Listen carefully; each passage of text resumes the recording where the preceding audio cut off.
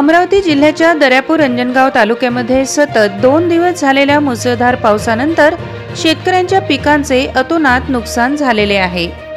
शेतकऱ्यांना तात्काळ मदत जाहीर करावी अशी मागणी शेतकऱ्यांच्या वतीने करण्यात आली होती। त्यानंतर या गंभीर बाबीची दखल घेत माजी आमदार कॅप्टन अभिजित अडसूळ यांनी मुख्यमंत्री एकनाथ शिंदे यांना पत्र दिले। मुख्यमंत्र्यांनी तात्काळ जिल्हाधिकाऱ्यांना आदेश देऊन दर्यापूर अंजनगाव तालुक्यात झालेल्या नुकसानग्रस्त भागाची पाहणी करून पंचनामे करावे असे आदेश दिले होते।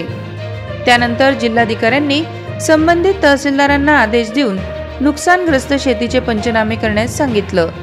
दोन्ही तालुक्यातील तहसीलदार, महसूल विभाग यांनी शेतीची पाहणी करून पंचनामे पूर्ण केले आहेत। त्यातच आज माजी खासदार आनंदराव अडसूळ हे दर्यापूर अंजनगाव विधानसभा मतदारसंघाच्या दौऱ्यावर असताना त्यांनी सुद्धा नुकसानग्रस्त शेतीची पाहणी केली असून ज्या शेतकऱ्यांचे पावसामुळे पिकांचे नुकसान झाले आहे त्या शेतकऱ्यांना राज्य सरकारकडून लवकरात लवकर मदत मिळणार असल्याचे आश्वासन माजी खासदार आनंदराव अडसूळ यांनी जनविकास न्यूजशी बोलताना दिले आहे।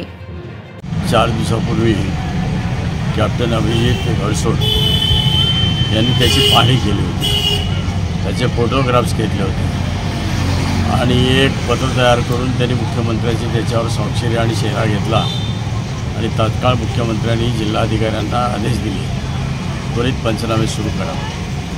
आज दर्यापूर तालुक्यामधले पंचनामे सुरू झाले, ज्या ठिकाणी पिकांचं मोठ्या प्रमाणात नुकसान झाले। त्याचबरोबर काल मी स्वतः अंजनगावला गेलो होतो आणि अंजनगावला निंबा आणि संत्री याची फार मोठ्या प्रमाणात गळती झालेली आहे आणि त्याचे फोटोग्राफ्स काढून योगायोगानं परवा मी पण आम्ही मुख्यमंत्र्यांना भेटलो, त्याच्याकडे अंजनगावचे फोटोग्राफ्स होते।